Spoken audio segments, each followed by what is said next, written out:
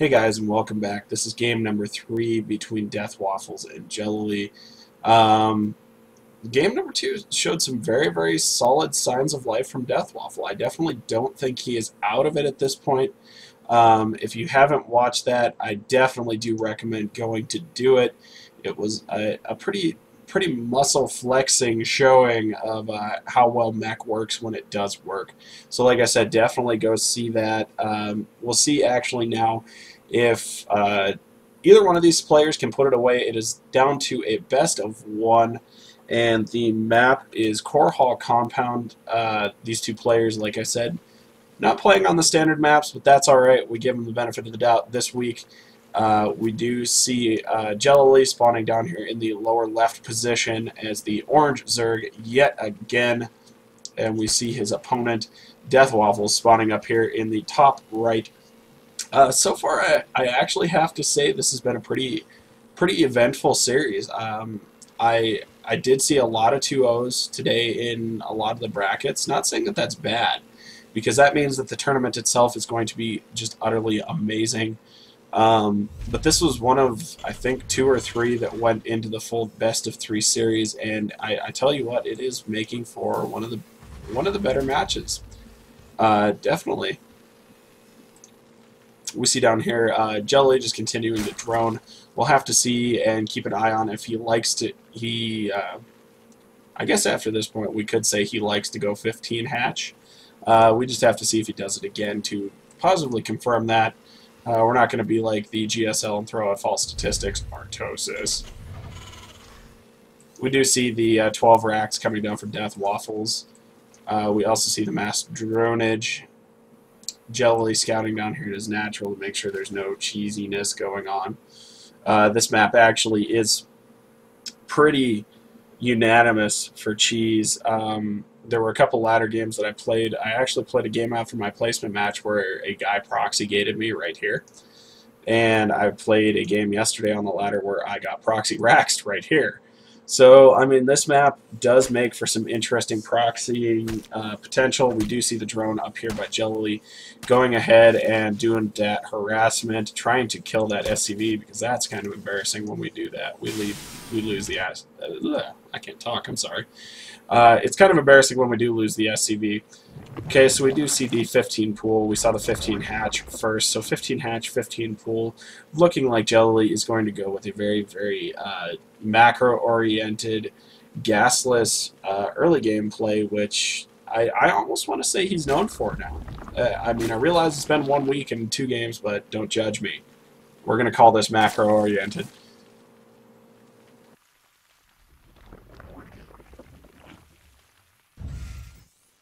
Going back up here to Deathwaffles' base after I coughed a little bit there. Apologize again for the silence. We do see Deathwaffles again going for the double gas. He did get the orbital command a little bit earlier this time. I apologize for not catching exactly when that went down. You see another Marine being produced by Deathwaffles. And a factory going down. So this time is Deathwaffles going to try for some more mech play, because that seemed to be fairly successful. And like I said in the last game, you know, you definitely do see how effective it can be when you actually do pull it off. We do see the spine crawler going down. He might be, I don't know whether this is and Zerg players, you can message me later and scream at me whether this is actually natural to do or not. But we do see the spine crawler going down. The scan wasted here. And now I say scan wasted because that's 1 mule that Deathwaffles can't use. That's quite a bit of his income, actually, that he just spent on 1 scan to not really scan a whole lot. If we check his vision here, that last scan went off at about here. He might have seen the pool, and he probably did see the spine crawler going down as well. So yeah, I hate to say it, but that was probably a waste of a scan. We do see now siege tanks with siege mode coming out, so this is telling me that Deathwaffles is possibly gearing up for some more meching. We do see the Evo chamber go down and a Roach Warren, again in the same similar Stefano style that we saw in Game 1 on Metalopolis. He has gotten one gas geyser now up here in his main. Continuing to look around the map, we see more supply depots going down, obviously, for our Pink Terran player.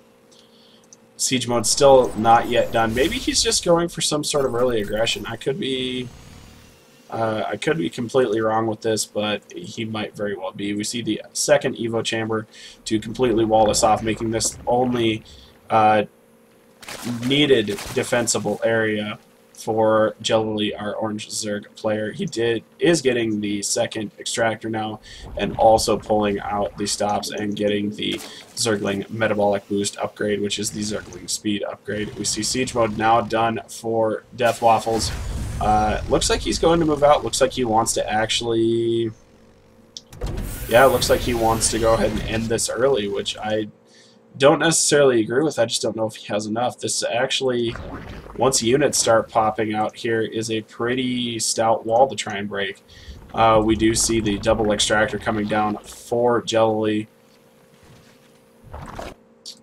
See the two Hellions for Deathwaffle coming up here to take the second Zunlaga tower. Second spine crawler going down.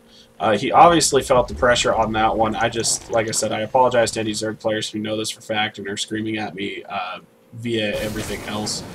But yeah, you can, and we see the siege tank now pounding away at the one spine crawler. Level 1 melee attacks also on the way. Pulling the queens off and the drones. We have, oh no, I don't think this is going to be enough. I think this is going to get cleaned up by Jleli. Losing one queen, he needed to transfuse that. More lings streaming in here right now, which is good. Taking out the Marines. Yes, that did get cleaned up by Deathwaffles. That was a huge blow. That was a lot of time and money that he put into that didn't actually end up going anywhere. But it is looking like Deathwaffles wants to expand behind this, which is a completely standard play. As we do see our friendly Zerg player, Jleli, doing the same, getting this up. That probably went up during the expansion. Now we do see the armory going back down in Deathwaffle's base. So after the first attack did not work, he does decide to... he does definitely decide to just go back to what worked, which is admirable. I do like it. Supply right now in the favor of our Zerg player, Jleli, a 56-242 supply difference. See two more siege tanks coming up here to siege up on the high ground, trying to protect this. The only downfall... Oh, they are protecting that siege tank. He's just out of reach. That is too bad because his lings can just keep popping off to the side. Oh, I don't know how I feel about that. Putting that down before it's done. Oh, okay, the lings will get cleaned up. That's no big deal. A little bit of friendly fire there on his own tank. We see the third base for Jleli is up and running. He did have to remake some drones after that last engagement. Workers killed. He did manage to kill 8 workers on that initial push. So Jleli just continuing to macro up as per usual. Oh, we see a Spire. Now, does this mean... As much gas as he's got banked up, this almost makes me think he's going to go some sort of mutilang build. Again, we'll have to wait and see based on that, because you see players, and again, Deathwaffle wasting a scan here. That is income that he could have dropped down here at his natural expansion that he probably should have, but decided to use on the scan instead. Decided to get the information on his opponent. Jleli going ahead and gacking up all of the potential expansion points for Jleli, or for Deathwaffle, excuse me. See both geysers going down, yeah, and some spines. This definitely makes me think that he's... Oh no, he is going Lingeroach Infester again. Very smart play to stick to something that you know, but we do see 7 Mutalisks in production. I don't know if he's going to try and keep those alive completely, or if he's just using them as a harassment tool now. Time will tell, because I have seen players go from Mutalisks into Corruptors into Broodlords. Using the same thing, yeah, it looks like he's definitely going to get some Infestors out now with that Pathogen Glands upgrade now coming out. We see the Mutalisks for Jleli coming up here to the north side of the map. A lot of tanks for Deathwaffle. They're not going to do a whole lot of good against Mutas. Deathwaffle not able to take his third. Mutalisks coming in from behind. See level 2 melee attacks on the way as well as +1 carapace. Is he going to sacrifice? No, he's not going to sacrifice these Mutalisks. And he's actually got 3 more in production, putting 10 Mutalisks out on the field with no anti-air whatsoever. He's even got the... Oh no, this is not good at all. Oh, that Thor pops out, thank God. That Thor provides a large source of protection for Deathwaffle, as you can see here, just ripping those Mutalisks apart. And then Jleli, I think with the small miscue, flying those Marines back over, should have just flown them out down here onto the bottom. We do see a couple more flying up there, and the Overlord Dance Party over here on the side. The Hellions coming in from behind to try and roast the drones. No such luck, and the Mutalisk coming over to help clean them up. And the Lynx around, seeing as those are Red Flame Hellions with +1 on Lynx, not too much of a concern. We do still see the Mutalisks from Jleli just kind of hanging out over here. I like it. They're having their own little dance party. The Overlords have theirs in the south, and the Mutalisks are having one up here. And picking off SCVs in that time. Coming in from the side, still no anti-air out besides Marines for Deathwaffles. The supply at this point is definitely favoring Jleli completely. It's 122 to 101, 124 to 101. With a bunch of units still in production. Fester's now out on the field. This is not looking good for Deathwaffles. He's doing the right thing here, though, by making the command center in his base. He just does need to scan and get rid of that, or make a Raven. He could make a Raven. Or no, he couldn't. I guess he doesn't have a starport out yet. Gearing up for the mech build. I don't know how well this is going to go, actually. Like I said, you know, most times when we look at the supply difference between a Terran and a Zerg player, it comes down to the fact that the Zerg player ideally should have more drones. We do see level, I believe that's 3, level 2, Zerg ground carapace coming out, as well as level 2 Terran weapons from Deathwaffle. And we do have the Death Ball of Deathwaffle coming across the middle of the map. Yeah, I don't know how well this is going to go. He's deciding to come down this right-hand attack path on Core Hall Compound, taking out some Overlords as he goes. Those Thors, very, very heavy. We also see the army mobilizing of Jleli. He needs to siege up those tanks. Oh my god, does he not see that?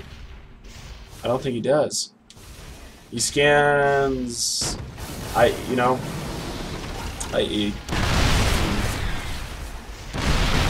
Oh no, he doesn't have enough to buffer this. This is going to be terrible. He's friendly firing his own units at the moment, dealing the damage,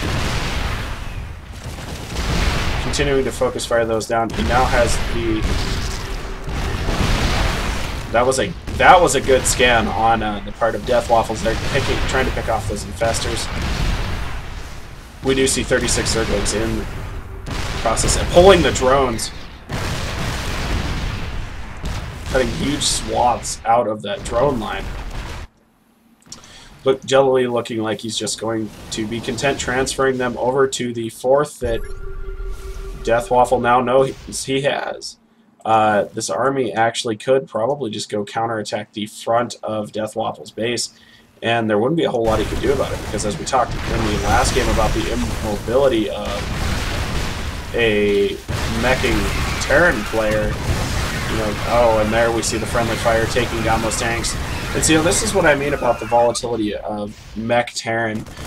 You see there he lost all those tanks. Those tanks are the big heavy hitters. Now it comes down to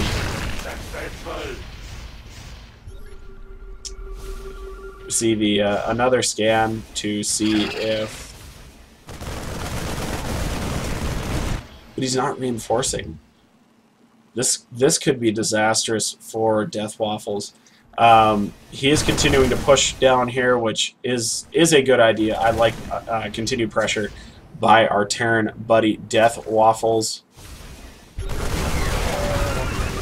But as we see here, that's a lot of Zerglings, and there's no medevacs up here to heal any of these Marines, so whatever's there is there. He Fungal Gross on the Thors. You can see it takes a little bit off of them. The Queen coming up to try and do some poking action. We see just now the Thors. There's 6 Thors left up here, and Deathwaffles has basically stopped reinforcing. I think after that push, I think he thought he won. He still has not taken his third, but is well, he stopped pushing now. The supply difference now is in the favor of Deathwaffles, 99 to the 129 of our Terran buddy. These Thors, though, do need to turn around and just take out these Lings. Oh no, there's one down. That was a terrible miscue. And trapping the Thors. Is he going to lose them? Yes, he is definitely going to lose those Thors. That is a huge miscue on Deathwaffles' part. And on top of it, not to be reinforcing his army to begin with, that push was set for failure the minute it took off at that point. But he is now repairing the 2 Thors that made it back. We have a 15-kill captain and a 17-kill captain.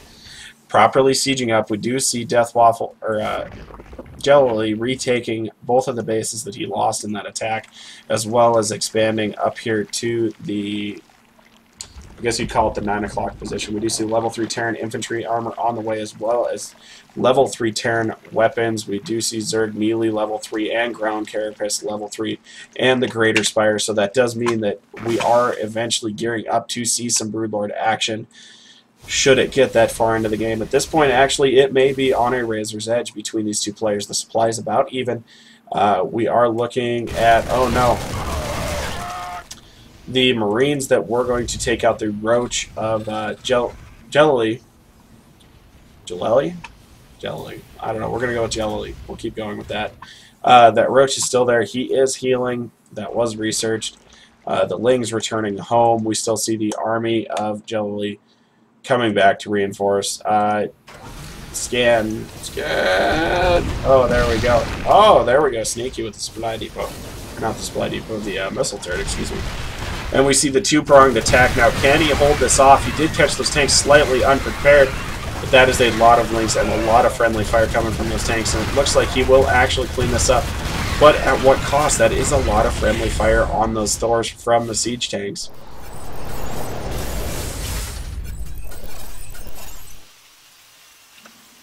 At this point, I'm not quite sure from Jleli, if that was intended to do that or if that was just to free up supply space, because honestly, he's got a lot of supply space to give out on that point. We see 10 more Lings in production, continuing to drone up. Again, I'm not quite sure about that move. If he's already reached the... we could actually look at the unit tab. He's at 49, so no, he's actually still okay to drone a little bit.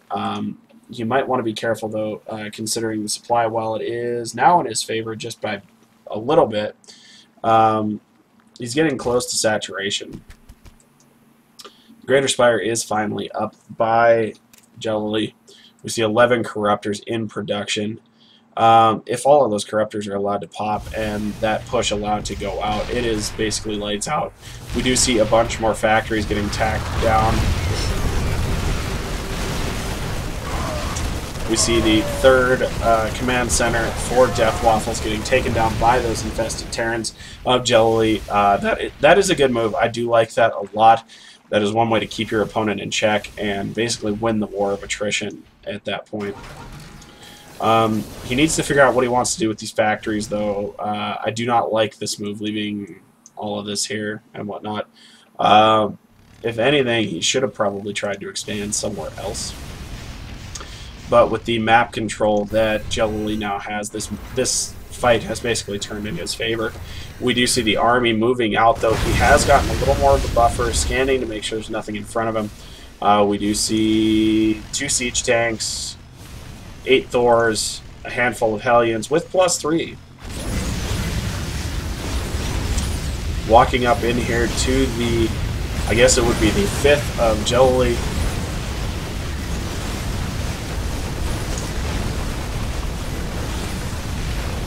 Oh, it looks like he's got some SCVs in there as well to buffer. This looks like it could actually be it. We actually do look back at his base and notice that his natural is getting close to mined out. The third is not probably going to be standing for a whole lot longer if these infestors get in there as well. The Broodlords from Jleli also out now, one getting splatted. We see 5 more coming out right now as we speak, but that is a lot. Oh my god, that is a lot of legs. That is oh, and the neural parasite of one of the Thors. Oh, this is probably over for Deathwaffles at this point. Those 2 Thors still mind controlled ever so slightly. We do see one getting released and the second getting released, only to come to their death. That has to suck as the Thor driver. Like, what do you think at that point? You're just like, ah, that sucks. I was just taking over. With that being all of Deathwaffles' army, you can almost expect this to be a GG at any point now, as the slow push of Jleli has started to move out. The supply now at 157, 271 of Deathwaffle. More Broodlords getting morphed in. We have 1. If we look at the unit count at this point, he will have 7 Broodlords, 12 infestors, etc.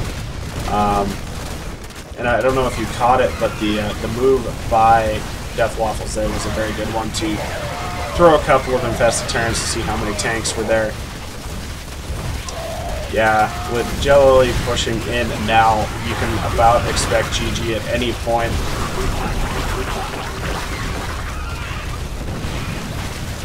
So we see the battle continuing to unfold. Before us, the Broodlords just slowly making their way in. Unupgraded Broodlords still do a lot of damage. Even against +3 Thors. 3/3 Thors.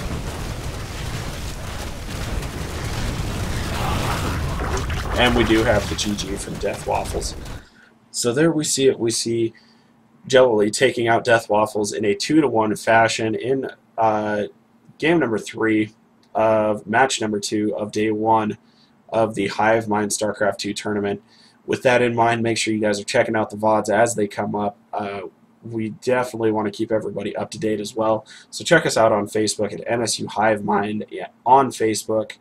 I think there's also a link there to the YouTube channel and the website for the Hivemind. So with that, I am Evil Woodhouse. See you guys.